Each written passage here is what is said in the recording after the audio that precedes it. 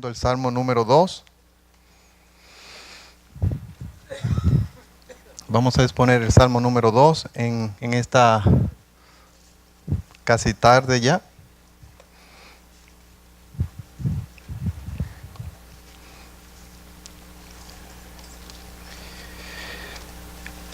Vamos a leer el Salmos 2 completo. Son 12 versículos. Nada más, así que me pueden acompañar a leer en voz alta, para leer la palabra de Dios. ¿Por qué no se ponen de pie, por favor?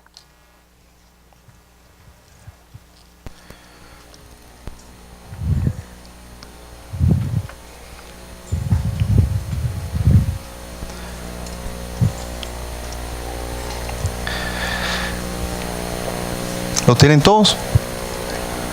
Síganme por favor en voz alta. Vamos a leerlo pausadamente. Dice la palabra de Dios en el Salmo 2, versículo 1. ¿Por qué se amotinan las gentes y los pueblos piensan cosas vanas? Se levantarán los reyes de la tierra y príncipes consultarán unidos contra Jehová y contra su ungido, diciendo: rompamos sus ligaduras y echemos de nosotros sus cuerdas. El que mora en los cielos se reirá, el Señor se burlará de ellos. Luego hablará a ellos en su furor y los turbará con su ira. Pero yo he puesto mi rey sobre Sión, mi santo monte. Yo publicaré el decreto. Jehová me ha dicho: mi hijo eres tú, yo te engendré hoy. Pídeme y te daré por herencia las naciones, y como posesión tuya los confines de la tierra. Los quebrantarás con vara de hierro, como vasija de alfarero los desmenuzarás. Ahora pues, oh reyes, sé prudentes, admitid amonestación, jueces de la tierra. Servid a Jehová con temor y alegría, con temblor. Honrad al Hijo, para que no se enoje y perezcáis en el camino, pues se inflama de pronto su ira. Bienaventurados todos los que en Él confían. Amén. Vamos a orar, hermanos. Padre Santo, te damos gracias por tu presencia. Te damos gracias porque nos reunimos para adorarte. Y ahora especialmente para adorarte a la luz de la exposición de tu palabra. Qué glorioso es el saber que lo que acabamos de leer es palabra de Dios.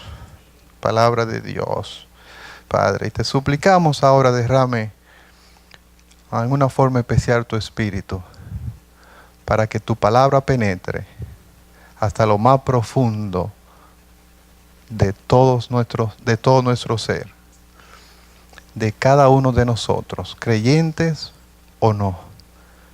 Que el Espíritu, Padre, haga viva tu palabra en la conciencia y en el corazón de cada uno de los que escuchan, Padre, para tu gloria, en tu nombre. Amén. Pueden tomar asiento, hermanos, por supuesto. Miren, el mensaje de hoy lo vamos a hacer en una forma viva, en cierto sentido, fácil, una forma visual, que ustedes todos puedan verlo, palparlo casi, ¿no? Y incluso con la gracia del Señor participar en ello. A los que están tomando notas pueden escribir el título del mensaje. Es honrad al Hijo. Pueden poner coma. A las buenas o a las malas. Honrad al Hijo a las buenas o a las malas. Malas, ¿no? Mi esposa me dice, típico de tuyo, Juan Carlos, qué tan bonito título. No, pero Ustedes van a ver, ¿no? Mientras voy desarrollando el Salmo 2, porque yo lo titulé de esa manera. Ok, entonces comenzamos. Lo que vamos a hacer, lo que yo le voy a pedir a ustedes es su atención, como le dije, ¿no? Y su participación en este mensaje. ¿Ustedes qué van a hacer? Bueno, ustedes van a usar su imaginación. Ustedes van a usar toda su imaginación y su mente, por supuesto, y corazones, ¿no? Y ustedes se van a imaginar que ustedes están en un teatro, que esto es un teatro, ¿no? Y están viendo una obra en vivo, están viendo una obra en vivo. Y esta obra tiene 4 escenas, ¿no?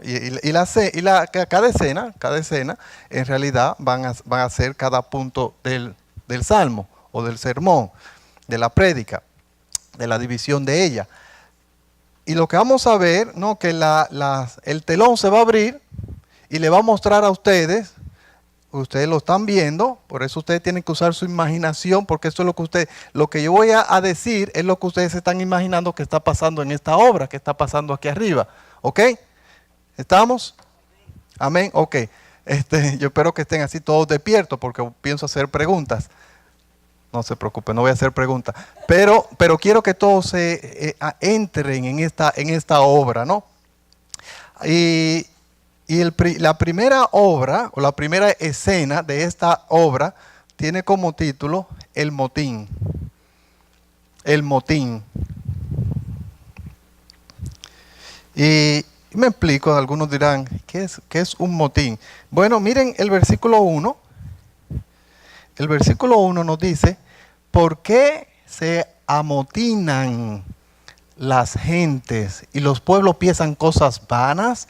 Se levantarán los reyes de la tierra y los príncipes consultarán unidos contra Jehová y contra su ungido, diciendo, rompamos sus ligaduras y echemos de nosotros sus cuerdas, ¿no? Aquí ustedes tienen un grupo de personas. En realidad, la idea aquí en esta escena, abrir la cortina, se me olvidó abrir la cortina, ok. Se abren la cortina, ustedes están viendo un motín, un grupo de personas, un grupo de gente, en realidad representando la raza humana, este grupo de gente que está aquí alborotada y furiosa, pero con un plan. No porque están aquí todos alborotados y furiosos, molestos, llenos de odio, no significa que no tienen un plan. Oh, tienen un plan. Miren si tienen un plan que nos dice, se levantarán, y los pueblos piensan, o sea, aquí hay un motín, un grupo de gente, no, ¿por qué se amotinan la gente? Aquí hay un motín, y dice, y los pueblos piensan, la misma palabra aquí que dice piensan, es la misma palabra que el mismo salmista en el Salmo 1 utiliza para decir, y en su ley medita de día y de noche, piensa, calcula, divide, hace un plan y lo divide. Esa es la palabra que utiliza aquí en el versículo 1. Ellos tienen un plan dividido, ellos ya tienen una estrategia, ¿no? O sea, están aquí, hay un grupo de personas que representa una vez más el hombre, la raza humana, y están unidos, alborotados, llenos de odio y de rencor, pero tienen un plan. ¿Y cuál es el plan? ¿Cuál es el plan que esta gente han trazado? El plan es el siguiente. Versículo 2, se levantarán los reyes de la tierra y los príncipes consultarán unidos. Dicho sea de paso, esto es lo que representa al hombre, los reyes y los príncipes. O sea, en realidad la idea es, o la figura es toda la humanidad, el hombre, ¿no? Unido. ¿Y cuál es el plan? Contra Jehová y contra su ungido. Contra Jehová y contra su ungido. Ese es el plan. Esa es la razón de este motín, que la gente está aquí revuelta, llena de odio, ¿no? Alborotada, furiosa. ¿Contra qué o contra quién, mejor dicho? Contra Jehová y contra su ungido. Contra su ungido, o sea, en el griego, después en el Nuevo Testamento es la misma palabra que se traduce a Mesías, contra el Mesías, contra el Mesías. Ahora, el ungido del Salmo 2 es único y especial. Habían 3 oficinas para el servicio o representantes de Dios en la tierra que tenían que ser ungidos. Primordialmente, estas 3 oficinas para representar a Dios en la tierra, ¿no?, que tenían que ser ungidos, eran ¿quiénes? Los sacerdotes, ¿quién más? Reyes y profetas. Muy bien. Sacerdotes, reyes y profetas. Estos 3 tenían que ser ungidos por Dios. Ahora, ¿por qué el ungido del Salmo 2 es especial? Porque hace las 3 cosas. ¿Se dan cuenta? En este ungido, el Mesías, se ocupa las 3 oficinas.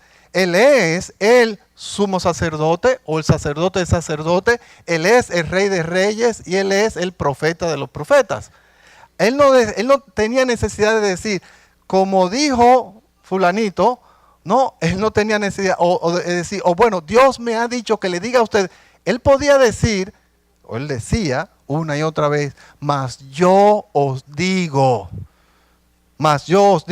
tanto así, ¿no? Que dice, el que no edifica su casa, su vida, en mis palabras, ¿no?, le va a venir tremenda desgracia al final de su vida. Y al final del Sermón del Monte, nos dice Mateo que ellos se maravillaban. ¿Por qué? Porque él hablaba como el que tiene autoridad, como que tenía autoridad. Él no necesitaba citar la autoridad de otra persona o del Antiguo Testamento. Él podía decir, mas yo os digo. Él es el profeta de profetas. Ahora, yo sugiero que hay algo aquí mucho más glorioso que hace a este ungido especial y único. El versículo 7. ¿Qué nos dice el versículo 7? Yo publicaré el decreto, Jehová me ha dicho, mi hijo eres tú. Yo le propongo, hermanos, que esto es lo que hace a este ungido especial y único. Porque este es nada más y nada menos que el Hijo de Dios. Este que nos está hablando aquí en el Salmo, del que se está hablando en el Salmo 2, es el Hijo de Dios, la segunda persona de la Trinidad, Dios en carne.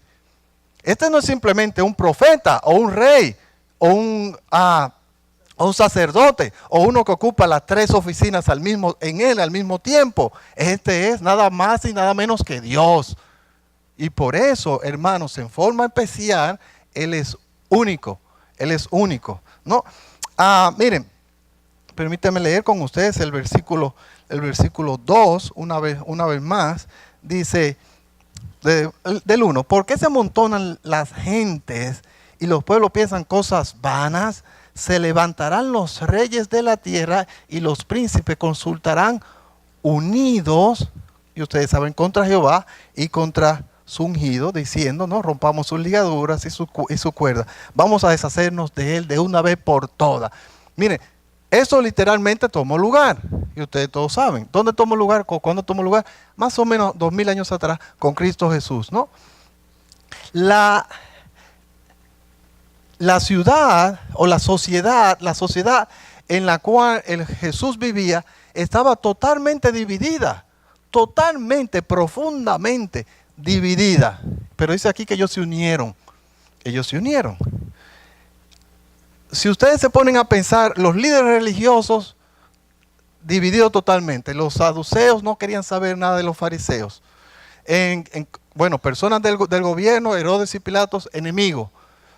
Del pueblo, gente común y corriente, ¿qué teníamos? Los gentiles y los judíos. Querían saber de los 3 grupos que le he mencionado, que abarca a toda la sociedad donde vivía Jesús. ¿Querían saber lo uno de los otros? No, había unidad, pero para esto sí, en contra de un archienemigo que todos ellos tenían. Ellos tenían un enemigo común. ¿Quién era? Jehová y su ungido. Aquel Cristo que proclamaba merecedor de absoluta adoración, era un estorbo para todos ellos. Y se unieron juntos, ¿para qué? Para hacer una conspiración absurda para destruirlo, para destruirlo, para deshacerse de él de una vez por todas. Hermanos, vengan conmigo a Hechos 4, por favor. A Hechos capítulo 4.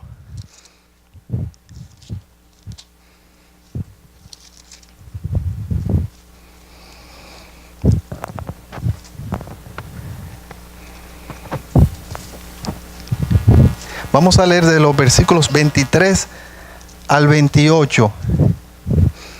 En el contexto es, arrestan a Juan con Pedro, lo amenazan de que ya no hable más del evangelio, porque ya para este tiempo ya ellos habían crucificado a Jesús, ya ellos se habían unido contra el ungido de Jehová, ya él había sido crucificado, pero sabemos que resucitó de los muertos. Entonces ahora ellos estaban predicando: este que ustedes mataron, Dios le levantó de los muertos. Y el primer problema, antes de que Cristo fuera crucificado, que ellos ya salieron de ese problema, ahora vino a ser un problema mayor, porque ahora ellos estaban predicando que Cristo había resucitado de los muertos. ¿No? Entonces lo llevan al templo, lo amenazan, le dicen que no hable más de esto. Entonces ahí tomamos la lectura del versículo 23. Y puesto en libertad, lo tomaron preso, lo amenazaron, y dice: y puesto en libertad, vinieron a los suyos y contaron todos los que los principales sacerdotes y los ancianos se les habían dicho. Y ellos, o sea, todos, habiéndolo oído, alzaron unánimes la voz a Dios y dijeron: soberano Señor, tú eres el Dios que hiciste el cielo y la tierra, el mar y todo lo que en ellos hay.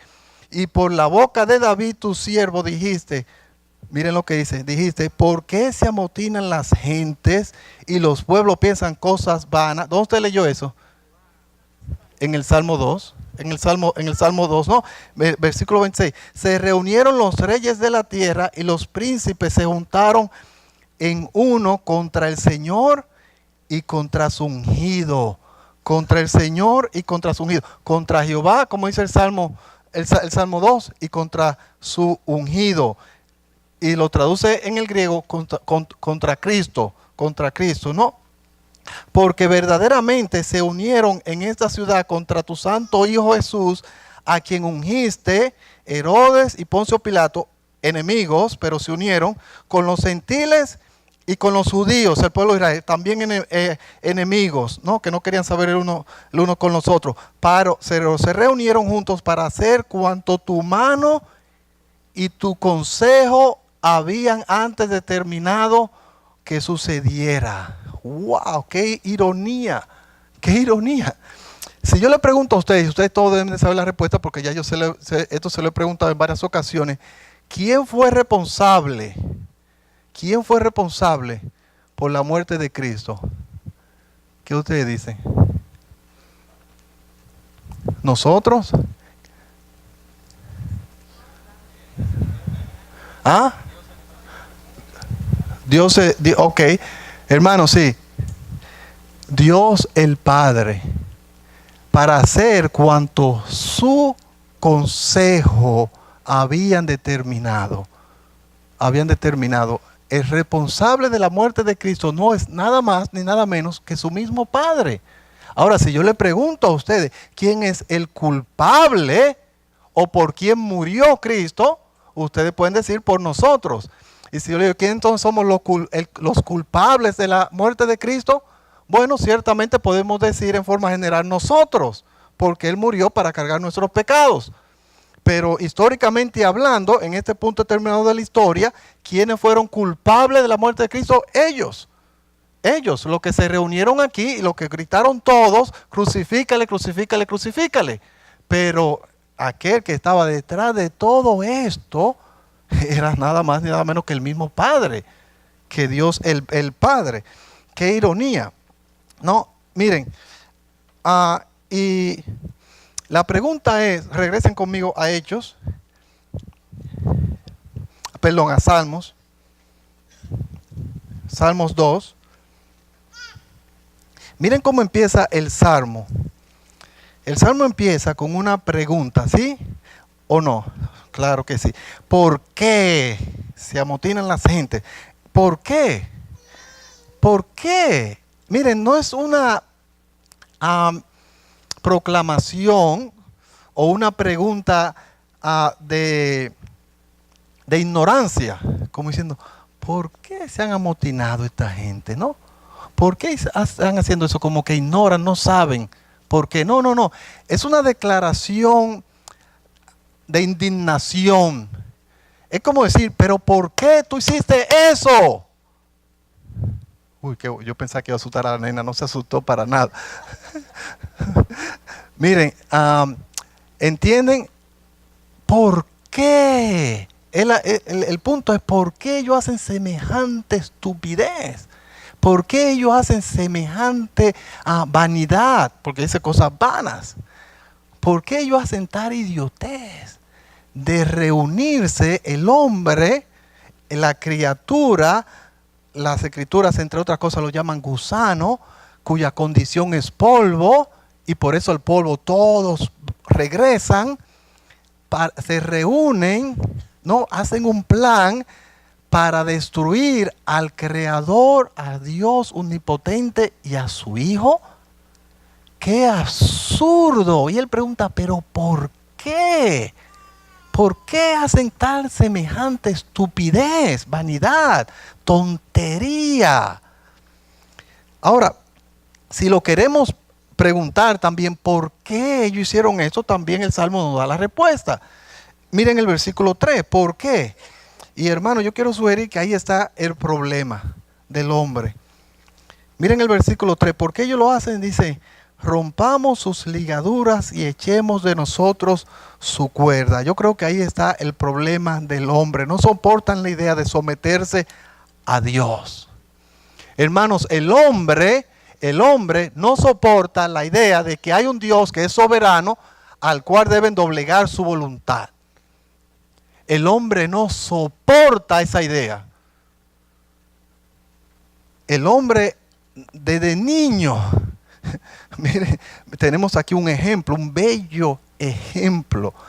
¿Es que acaso ella no procura una y otra vez hacer su voluntad? Mire, la mamá dice amén. Bueno, no dice amén porque no es algo que ella quiere, pero ya viene en ella. Es una rebeldía. Vean conmigo a Salmo 14.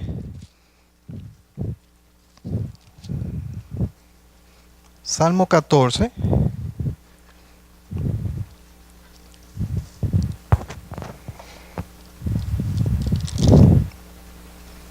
Del 1 al 3, vamos a leer. Dice el necio en su corazón, no hay Dios. Se han corrompido, hacen obras abominables, no hay quien haga el bien.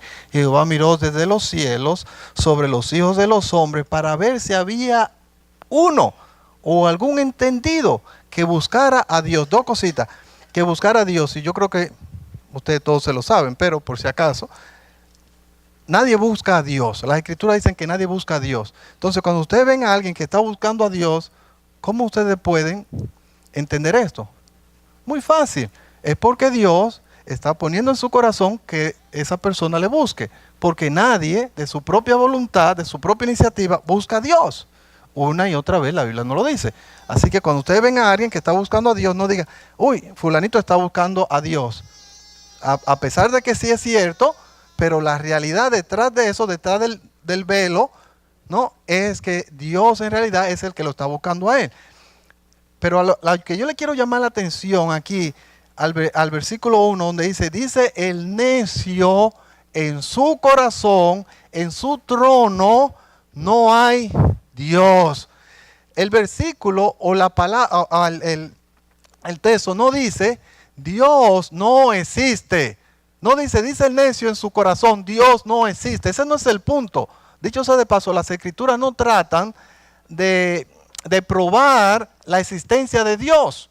Las escrituras asumen la existencia de Dios. En el principio creó Dios los cielos y la tierra. Las escrituras no se toman el trabajo de sino permítame explicarle que por qué Dios existe y cómo esto llegó a surgir o a existir. No, no, no. Las escrituras simplemente declaran, asumen que Dios existe. No. Lo que está diciendo el salmista aquí, que el necio no habla de una persona inmoral. El problema no es intelectual, el problema es moral. El necio, el que está, como dice el versículo, todos se han corrompido, el corrupto, ¿no? El inmoral dice, en su corazón se predica a sí mismo y dice, no hay Elohim, no hay soberano, el único soberano de mi vida soy yo. Y ese es el problema del hombre. Hermanos, ese es el problema del hombre. Por eso el hombre en general se amotinan contra Jehová y contra su ungido. Porque Jehová y su ungido declaran o exigen que se le adore a Él como el único y verdadero y soberano Dios. Que a Él nosotros le doblemos, hermanos, nuestra voluntad y nos arrodillemos a Él y confesemos que Él es el Señor de nuestra vida y que Él puede hacer con nuestra vida y con todas nuestras posesiones según a Él le plazca, según a Él quiera. Y el hombre se levanta y dice, no, el hombre no tiene problema con aceptar que Dios existe, pero el hombre sí tiene un problema con dejar que Cristo sea el soberano de su vida. Permíteme aquí abrir un paréntesis en esta primera escena en la mente de ustedes para decirles que ese es el problema de algunas personas que están aquí en este lugar, que aceptan que hay un Dios, la existencia de Dios, que incluso por eso están aquí, por eso vienen los domingos, o a veces vienen los domingos, o como sea, lo aceptan, no tienen problema. Pero no dejan que el Señor Jesucristo y su palabra sean la ley en sus vidas. No dejan que su voluntad, o no hacen que su voluntad se doblegue a la soberanía y a la autoridad de la palabra de Dios. Y ese es el problema. Dicen, no hay Elohim. El capitán de mi vida soy yo. El que está en el mando, no, el que tiene el control, el guía en mi corazón, en mi vida soy yo. Yo decido qué y cuándo y cómo y con quién hacer lo que me venga en gana. Y no me voy a someter, no voy a aceptar que mi voluntad se doblegue en una forma absoluta a la voluntad del Dios de las Escrituras. Porque ese es el problema. Es contra Jehová y su ungido. No estamos hablando contra ningún otro Dios. Estamos hablando con el Dios de las Escrituras. Contra el Dios de las Escrituras es el problema. Usted no se ve a sí mismo como un enemigo de Dios. Yo no me veía a mí como un enemigo de Dios antes, pero la realidad es que la palabra de Dios dice, toda persona, al menos que haya sido salva, redimida, no, que Dios lo haya hecho la paz con él, la reconciliación entre él y Dios, es un enemigo de Dios. Pero usted dice, no, yo no tengo problema con Dios. ¿Sabe por qué usted no tiene problema con Dios, amigo? Porque el Dios de su vida es un Dios inventado por su imaginación. El Dios de tu vida no es el Dios de las Escrituras. El Dios de tu vida y tú son pana. Ese Dios no tiene problema con nada de lo que tú haces. Por eso muchas veces dicen, no, para mí Dios no es así. Que Dios me va a tirar a mí al infierno porque yo no me someto a su voluntad, porque yo no vivo una vida doblegada a la voluntad de Él. Por favor. Pero ese no es el Dios de las Escrituras. Ese es un Dios de tu invento, inventado por tu imaginación. Sin embargo, antes de cerrar el paréntesis, para todo aquel que con sinceridad quiera saber si la Biblia es palabra de Dios, es obvio, evidente que la Biblia es la palabra de Dios. Pero el necio dice en su corazón, no. No, eso no es verdad. ¿No? Y ese es el motín, ese es el plan de destruir, de no permitir que el rey, que el soberano Dios tome control sobre el corazón de las personas. Se cierra la primera escena, no sé. Ahora, la segunda escena Ellos no quieren, como le dije, ellos no quieren entonces que el soberano, el ungido, Elohim, reine sobre ellos. Y la historia se repite. La historia se repitió 3000 años atrás en una forma literal contra Jehová y su ungido. Pero la historia se repite en el corazón de cada persona que está rechazando a Cristo, ¿no? Y el telón se cierra, como le dije, se cerró. Ahora vamos a la escena número 2. Antes de que el telón se abra otra vez, permíteme decirle que nos va a mostrar esta segunda escena. Dicho sea de paso, si están cogiendo nota, la segunda escena tiene como título La reacción del cielo o la reacción de Dios. ¿A qué yo me refiero? Bueno, lo vamos a leer, por supuesto, la reacción de Dios a este motín de gente que vimos en la primera escena. Este grupo de gente, o sea, la humanidad furiosa, ¿no? Llenos de odio y de rencor en contra de Jehová y su ungido, con el plan de destruirlo. Esta segunda escena nos va a permitir, cuando se abra el telón, ¿están preparados para ver un poco dentro del corazón de Dios? El corazón de Dios hacia ese motín. La actitud de Dios con relación a ese motín. ¿Cómo reacciona Dios a este motín? Bueno, lo leemos. Versículo 4 al 6. Dice el Salmos 2, la segunda escena, el versículo 4 al 6. ¿Por qué no leen junto conmigo en voz alta? El que mora en los cielos se reirá, el Señor se burlará de ellos, luego hablará a ellos en su furor y los turbará con su ira. Pero yo he puesto mi rey sobre Sión, mi santo monte. Miren, ¿cuál es la reacción de Dios a ese motín que él ve de los cielos? En la escena número 1, se ríe. Se ríe. Es más, hasta se burla. Hasta se burla. No dice se ríe nada más, dice se ríe y se burla. Ahora, no se ríe por el castigo que le va a venir en el infierno. No se ríe diciendo, ay, cuando se estén quemando, achicharrando en el infierno, ahí van a ver, ¿no? Si yo fuera Dios, tal vez yo me hubiera reído por eso. Pero como Dios no es un Dios malo como yo soy malo, nuestro Dios es bueno y misericordioso. Dios no se ríe de la persona que van al infierno. Al contrario, Dios no quiere que ninguno de ustedes, en realidad Dios no quiere que nadie vaya al infierno, sino que todo el mundo que se arrepienta y vuelva a Él, para que Él lo salve. Esa es la voluntad, ese es el deseo de Dios. Así que Dios no se ríe y se burla del castigo eterno. Eso es algo muy sobrio. Eso es algo muy sobrio. Dios no se ríe, sería un Dios perverso. Pero entonces, ¿de qué Dios se ríe y se burla? De la necedad de ellos, de lo absurdo, de lo ridículo, de lo vano que es este motín que vimos en la escena número 1. Dios desde los cielos, ¿no? En su corazón le podemos ver, está gozoso, se está riendo, se está burlando y diciendo, qué estupidez la del hombre, qué necio. ¿Cómo se le ocurre pensar que me pueden destronar a mí si yo estoy en primer lugar en los cielos? No, si yo soy el soberano Dios. ¡Qué estupidez! No puedo encontrar otra palabra, por lo menos no una que pueda compartir con ustedes. ¡Qué estupidez! Un paréntesis. Fuera del corazón de Dios, fuera de la escena, qué estupidez la de alguno de ustedes de no permitir que el soberano Dios haga su voluntad en su vida. Porque Él lo va a hacer. Él lo va a hacer Él lo va a hacer para salvación o Él lo va a hacer para castigo eterno.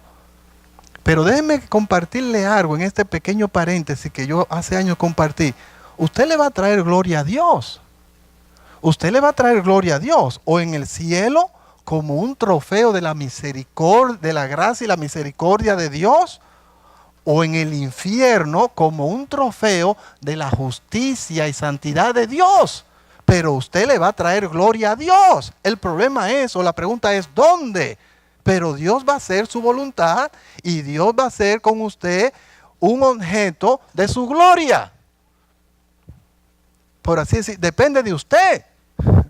Depende de usted. Dios no lo creó un títere a usted. Usted decide. Usted voluntariamente, intelectualmente, con toda su voluntad, está rechazando someterse, doblegar tu voluntad a la voluntad de la soberanía del Dios de las Escrituras. Miren, vamos a leer el versículo 2. Tristemente, no se queda allí solamente, y estamos regresando al corazón de Dios, lo que está pasando allí en esta escena, en esa reacción de Dios.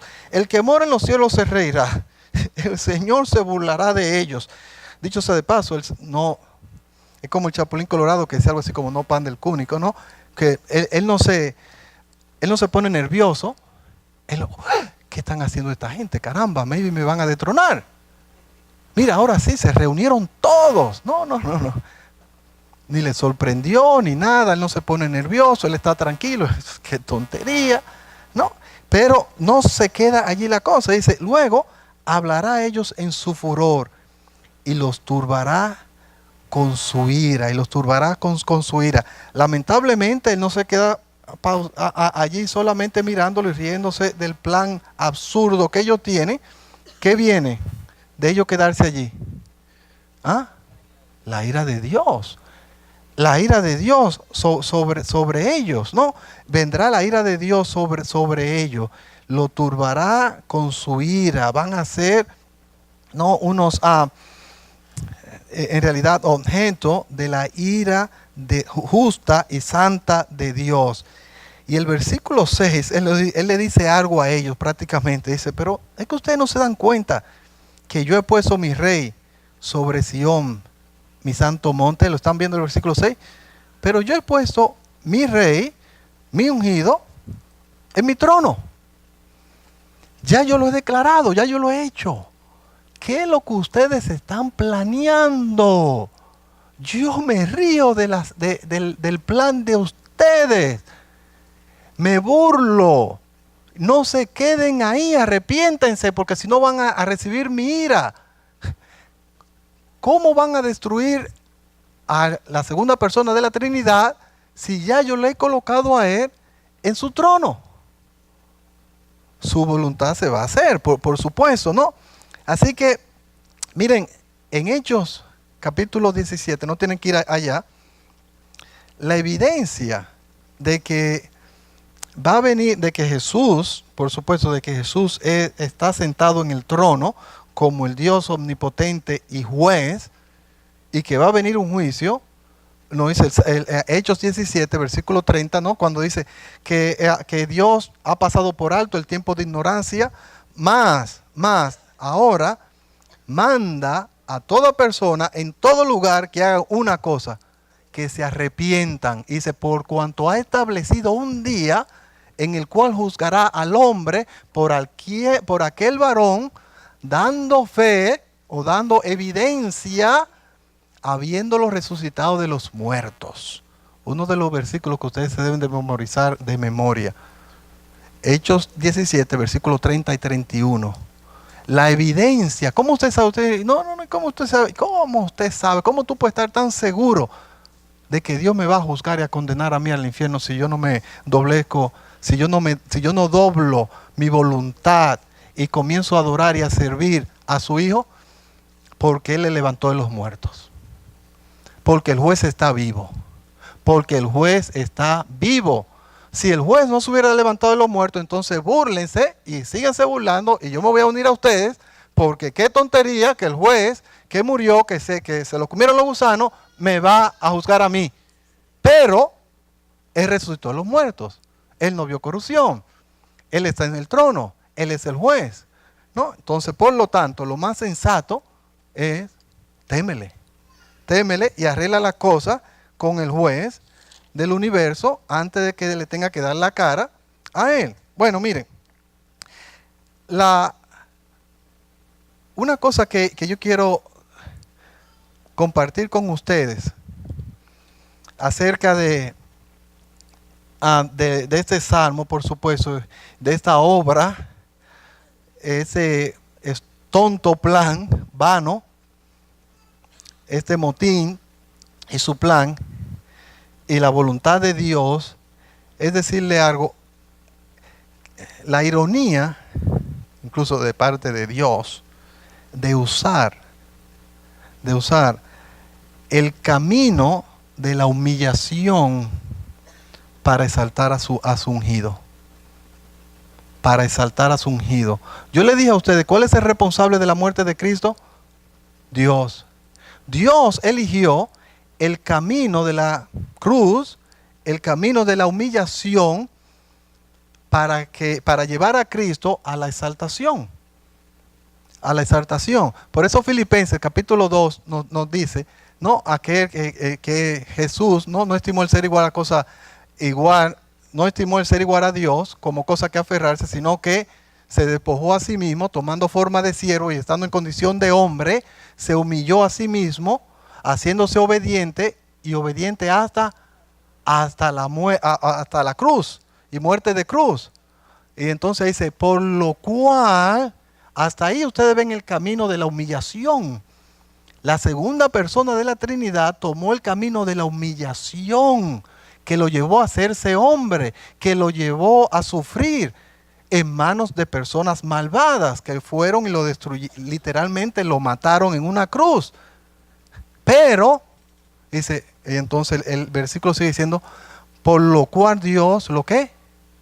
Lo exaltó hasta lo sumo y le dio un nombre que es sobre todo nombre, para que toda rodilla se doble y toda lengua confiese que Cristo es el Señor, para la gloria de Dios el Padre. Amén, amén.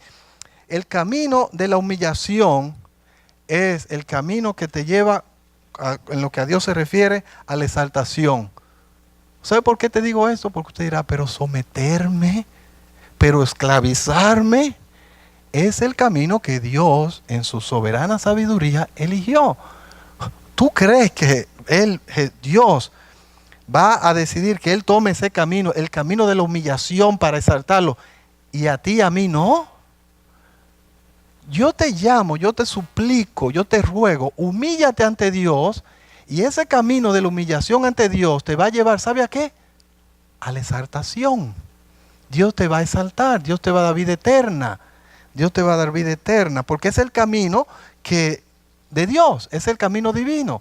El que se exalte ahora y se quede en esa actitud de orgullo, ¿será qué? Será humillado. Pero el que se quebranta y se humilla, ¿será qué? Será exaltado. Esa es la ley divina. Esa es la ley divina. Se cierra el telón, ¿no? Y nos lleva ahora, o nos vamos ahora, a la tercera escena. Esta tercera escena tiene como título el decreto en la corte celestial, versículos 7 al 9. El decreto en la corte celestial. Ahora se abre el telón una vez más. ¿Y qué tenemos acá arriba en la obra? Bueno, tenemos a Dios sentado como un juez. Imagínenselo con una bata, ¿no? Como se visten los jueces, una bata de autoridad, ¿no? De ley, y firmando un decreto. Eso es lo que estamos viendo ahora. Estamos viendo en esta escena a Dios como juez firmando un decreto. ¿Y qué es el decreto que Él está firmando? Bueno, vamos a leerlo del 7 al 9. Y lo abrimos. Dice, yo publicaré el decreto. Jehová me ha dicho. Pregunto, ¿quién está hablando aquí? ¿Ah? El Hijo. Lo que estamos viendo aquí ahora es al Hijo hablando. Fíjense, yo publicaré el decreto. Ok, Jehová me ha dicho a mí, ¿no? Mi hijo eres tú. Yo te engendré hoy. Pídeme y te daré por herencia las naciones y como posesión tuya los confines de la tierra. ¿Está hablando David aquí? No, está hablando Jesús. Está hablando de eso. Por supuesto que es la pluma de David, pero el que está hablando a través de la pluma, a través de la pluma de David es Jesús, el Hijo de Dios. Y él está diciendo que su padre le dice a él, le ha dicho a él, no, yo te he declarado mi hijo. Y él le dice al padre, ahora pídeme y yo te voy a dar. Pídeme y yo te voy a dar. Dicho sea de paso, en Juan 17 él le pidió. En Juan 17 él le pidió, pero vamos a regresar allí en un segundo. Yo publicaré el decreto. Jehová me ha dicho, mi hijo eres tú, yo te engendré hoy. Uy, ahí tenemos un problemita. ¿Cómo que yo te engendré hoy? ¿Acaso él no es eterno? Entonces, a ver, ven acá y explícame. Estoy bromeando, no venga. ¿Cómo él fue engendrado hoy? Porque él es eterno. Bueno, ¿cómo entonces poder entender esto? Miren, hay una regla, la regla de la hermenéutica, que nos enseña que las escrituras, simplemente, si usted no sabe cómo estudiar las escrituras, hay una regla, la regla de la hermenéutica, se le puede olvidar el nombre, pero no se olvide del principio o de la enseñanza de esta regla, que las escrituras, ¿qué? Es su propia interpretación, que las escrituras es su misma interpretación, o sea que las escrituras interpretan las escrituras, ¿ok? Y entonces podemos ver, no vayan allá, en 2 de Samuel, en el contexto del pacto que Dios está haciendo con David, en el versículo, en el capítulo 14, de 2 de Samuel, el capítulo 7, él le dice esta palabra. No tiene que ir allá porque le dice esto: mi hijo eres tú, yo te engendré hoy. No, o sea, le dice en realidad, y también, no, yo le seré a él padre y él me será a mí hijo. En el contexto del pacto que Dios estaba haciendo con David. Y Jehová le está recordando a David que uno que iba a ser de la simiente de Abraham y que iba a ser aquel que, de la simiente de Abraham y el mayor de su descendencia, o sea, de la descendencia de David, de David, iba a ser el rey. Iba a ser aquel que iba a reinar por la eternidad, cuyo reino no tendría fin. Y sabemos que se está refiriendo ¿a quién? A Jesús, sabemos que se está refiriendo a Jesús. Aunque él era rey entonces por la eternidad, o aunque él existía por la eternidad, él como el Hijo de Dios, él fue, escucha aquí está el punto, él fue colocado, podemos decir, o proclamado, o podemos decir en cierta forma, pero hay que entender muy bien si usan la palabra hecho, Hijo de Dios, con poder. ¿Cuándo? La pregunta es ¿cuándo? ¿Cuándo esto tomó lugar? Algunos de ustedes yo sé que se lo saben, pero tienen temor porque hay tanto silencio que tienen temor de equivocarse. Vengan conmigo a Hechos, capítulo 13. Y algunos de ustedes van a decir, yo lo sabía. Hechos, capítulo 13. Y aquí vamos a leer desde el versículo 26. Dice: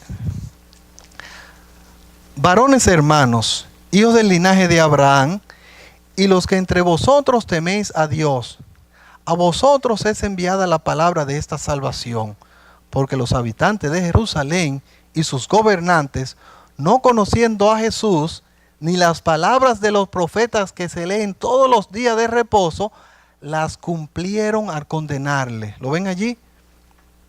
La cumplieron. Era el plan de Dios. Hermanos, era el plan de Dios.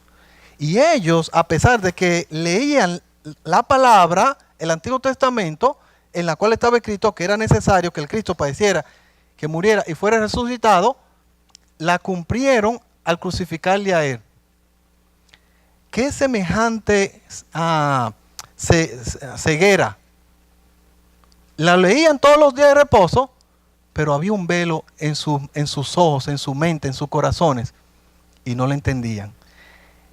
Y bueno, el versículo 28, y sin hallar en él causa digna de muerte, pidieron a Pilato que se le matase.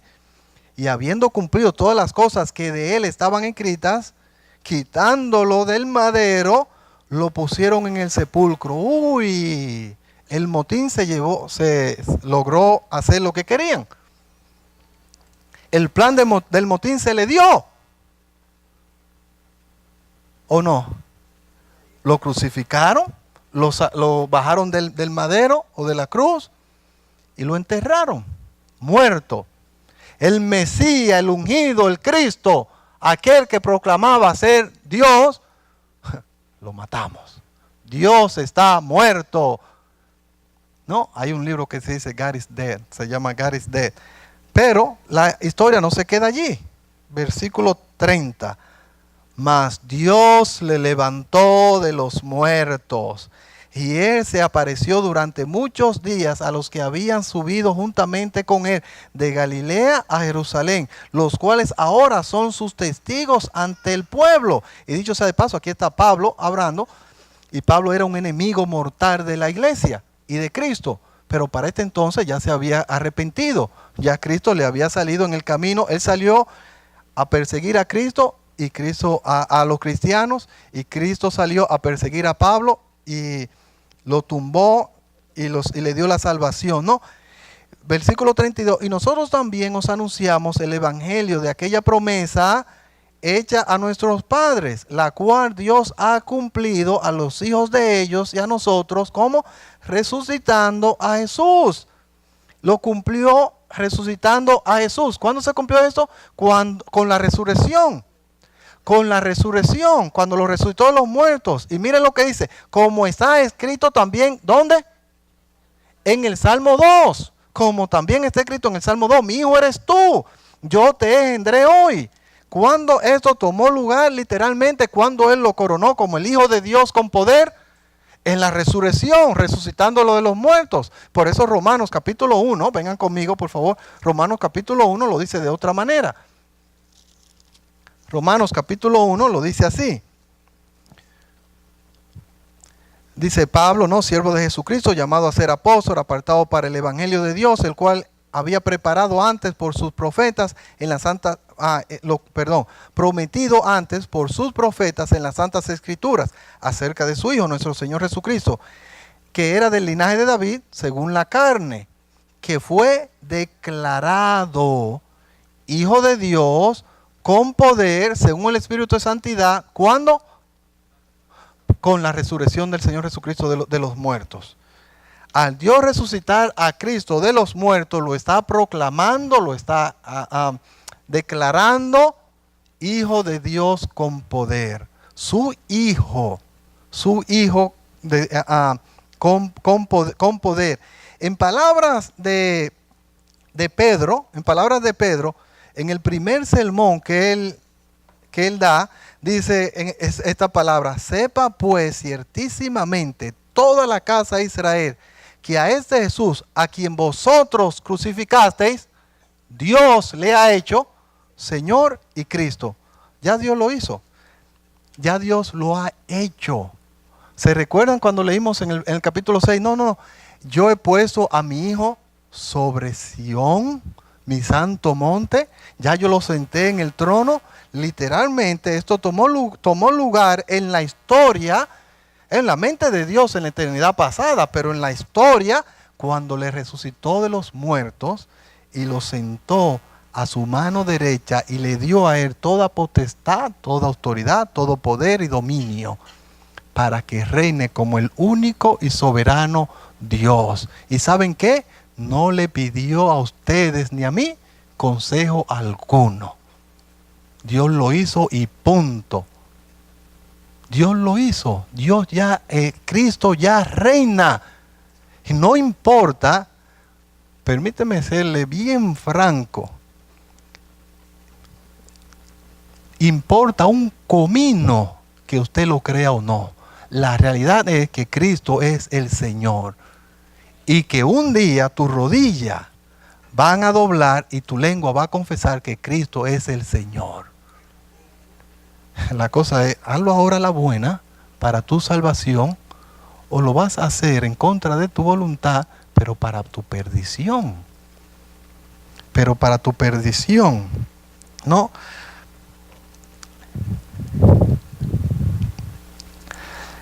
Una cosita,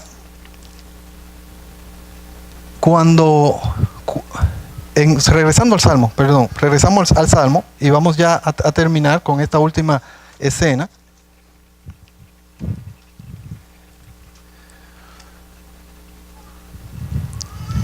Cuando dice el versículo 8, pídeme y te daré por herencia las naciones y como posesión tuya los confines de la tierra. ¿Quién está hablando ahí en el versículo 8? ¿Ah? Jehová, el Padre. En el versículo anterior, el Hijo. En este versículo ahora es Jehová. ¿Y Jehová a quién le está hablando? Al Hijo. Y le está diciendo, pídeme. Tú eres mi hijo, pídeme. Órame. Y yo te voy a dar por herencia las naciones. Y dice, y por herencia, y como posesión tuya los confines de la tierra. Esto tomó lugar literalmente en Juan 17, lo que conocemos como la oración de intercesión, cuando Jesús le pide al Padre por nosotros. Por nosotros. Dice, Padre, yo te ruego no solamente por ellos, sino yo te ruego por lo que han de creer por la palabra de ellos, por lo que han de ser salvos por el mensaje que ellos van a llevar. Y recuérdense que Jesús le dice a ellos, vayan, no, hasta los confines de la tierra, pero antes de eso decirle toda potestad, le dice, toda potestad me es dada en el cielo, en la tierra y debajo de la tierra. Por lo tanto vayan y prediquen. Hay una cosita que yo quiero hacer, el Dios soberano que yo quiero que usted entienda o vea. Dios es soberano y va a traer a la salvación a todos sus elegidos, independientemente de qué, ¿sí o no? Sí, por supuesto que sí, pero el mismo Dios soberano que va a hacer lo que Él ya ha decretado, también ha decretado los medios por el cual su soberana voluntad se van a tomar lugar. Y Dios ha decretado, dos medios para que esto tome lugar. Estoy hablando de la salvación, la predicación de la palabra y ¿qué otra cosa? Pídeme. ¿Y qué? Y la oración. Tenemos que ir, tenemos que compartir el evangelio, pero también tenemos que orar, porque el soberano Dios ha determinado estos dos elementos para llevar a cabo la expansión del reino de Dios. ¿No? Así que tenemos que orar, tenemos que reunirnos los días miércoles para orar por la salvación de nuestros hijos, de nuestros familiares, de nuestros vecinos, de nuestros compañeros de trabajo. ¿Por qué? Porque el soberano Dios así ha decretado que Él va a hacer. Si tú pides, si tú oras, yo lo voy a hacer. Miren, y se cierra el telón. Se cierra el telón, donde vimos que ya Dios ha decretado lo que va a pasar. Miren el versículo 9, antes de cerrar el telón, perdón. Los quebrantará. ¿Saben lo que está hablando allí? El castigo, el infierno. Dice, no, espérense. Jehová es mi hijo, Jehová dice, Jesús es mi hijo, yo lo resucité de los muertos, lo senté a la diestra mía, Él es el Señor, Él es el Señor.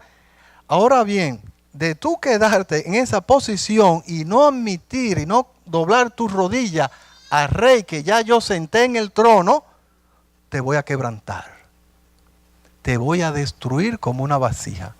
¿No?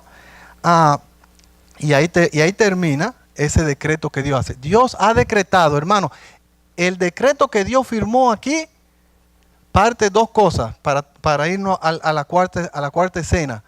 Que todo aquel que confía en el rey será ¿qué? Salvo. Esa es la primera parte del decreto, pero hay una segunda parte de este decreto ya firmado por Dios, que todo aquel que rechace al rey será ¿qué? Condenado, será destruido. Le pasará el versículo 9. ¿Estamos? Se cierra el telón. Ahora nos movemos a la cuarta y última escena rapidito. Y esta cuarta y última escena es interesante. es interesante porque ahora va a tomar la... ahora va a pedir, ¿no? Que ustedes, la involucración de ustedes. Esta cuarta escena ya es donde el autor de la obra, o el director de la obra, le va a pedir ahora a todos ustedes que se involucren en esta obra. En esta obra.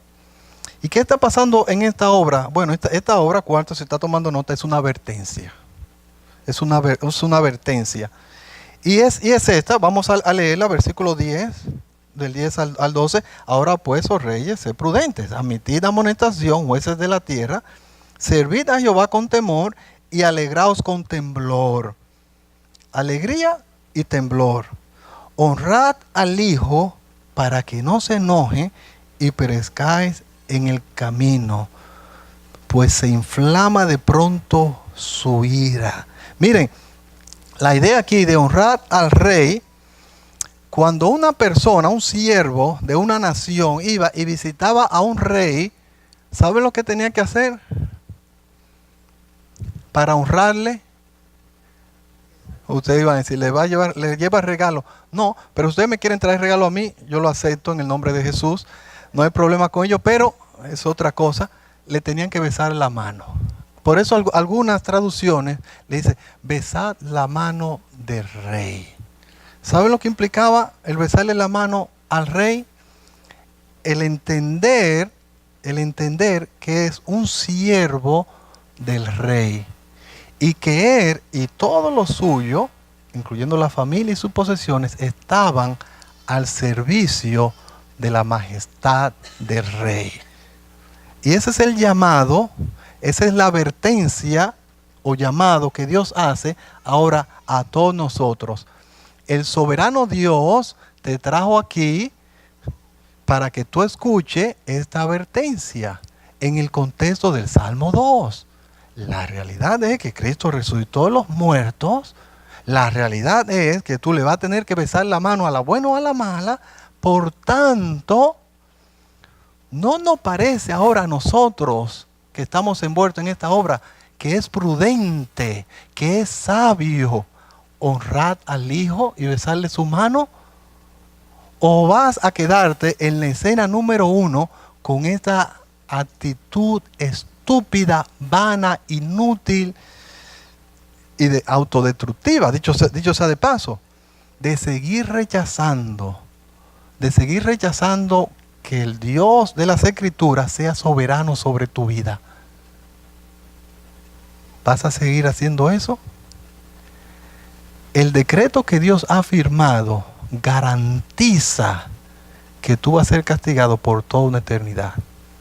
Pero Dios de tal manera te amó que no solamente mandó a su Hijo a morir en una cruz por ti, lo resucitó de los muertos para probarte que si tú confías en Él, Él te va a perdonar tus pecados, pero también te trajo en este lugar para que tú escuches este llamado, esta advertencia. Sométete a mí, honra al Hijo, bésale la mano al Hijo para salvación. Y miren cómo termina el Salmo. Bienaventurados todos los que en Él confían. Bienaventurados todos los que en Él confían.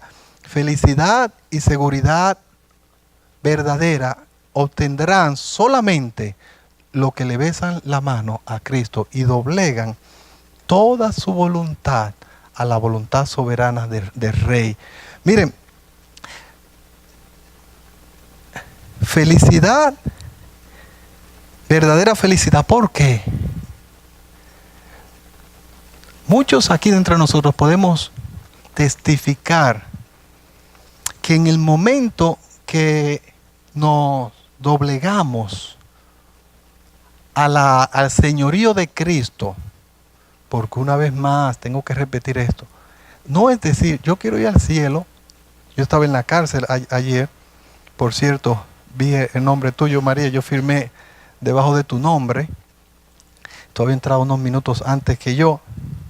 Gracias por tu servicio. Y no se trata de decir, yo yo entiendo, yo acepté intelectualmente que Él es Jesús, que Él es Dios. Se trata de someter toda tu voluntad a la voluntad de Él. Jesús no compite con nadie. Si en tu vida no hay un sincero deseo de tu voluntad de honrarle, de adorarle, de amarle a Él sobre todas las cosas, tu familia, tus posesiones, a ti mismo, a tus sueños, etcétera, etcétera, ¿qué Jesús dice? Tú no eres digno de mí. El que no ama a padre y a madre más que a mí no es digno de mí. El que ama a hijo o a hija más que a mí no puede ser mi discípulo. No me puede seguir. Se trata de las demandas que Dios hace, que Cristo hace para seguirle. Dios demanda absolutamente todo de ti y de mí. Que nos dobleguemos continuamente a su voluntad, arrepintiéndonos continuamente de nuestros pecados y haciendo su voluntad. Y de no hacer eso, tú sabes lo que te espera. Pero de hacer eso, yo te puedo asegurar, te puedo hacer dos promesas. Una, si no lo hace, el castigo eterno es lo único que te espera. Pero te puedo asegurar también, por la palabra de Dios, o basado en la autoridad de la palabra de Dios, que de hacerlo, ahí es como único tú vas a entender y tú vas a experimentar la verdadera felicidad. ¿Sabe por qué? Y el verdadero gozo. Porque esta bienaventuranza es una bienaventuranza, es una alegría con seguridad, con confianza. Es poder decir, yo estoy alegre, yo estoy feliz, yo estoy gozoso, con confianza, porque confío con seguridad, porque estoy seguro de que todos mis pecados me han sido perdonados. No es una alegría porque tengo una casa, tengo un carro, tengo una esposa, tengo un trabajo. No es una alegría por las circunstancias, es una alegría de estar seguro de que entre Dios y yo hay paz. Y nada en la vida trae más alegría y gozo al corazón del hombre que el saberse perdonado. Vamos a orar, hermanos. Padre Santo, te damos gracias. Te damos gracias por el Salmo 2. Te damos gracias por tu palabra. Te damos gracias porque al resucitar a Cristo de los muertos, tú le declaraste Hijo de Dios con poder. Y lo hiciste Señor y Cristo. Gracias por haberle levantado de los muertos. Era imposible que la muerte hubiera obtenido la victoria sobre el Señor Jesucristo. El Señor Jesucristo, por medio de la cruz, tuvo la mayor victoria jamás. El perdón de pecados. El perdón de pecados. Padre Santo, te suplico, en el nombre de tu Hijo, que no salga de aquí una persona sin antes doblegar la rodilla de su corazón, de su voluntad, a Cristo, a Rey de Reyes, aquel que tú resucitaste de los muertos, y que confiese con su boca que Jesús es el Señor, para la salvación de ellos, de él, de ella, y para la gloria tuya. Oh Señor, esta es nuestra oración. Y nosotros, Padre, te damos gracias, porque voluntariamente y con gozo, continuamente, doblamos nuestras rodillas con gozo, y confesamos continuamente y con sumo gozo que Jesús es el Señor. Padre, gracia y gloria sean dadas a Él y solamente a Él por los siglos de los siglos. Y el pueblo de Dios dice, amén. Hermanos, que el Señor le bendiga ricamente.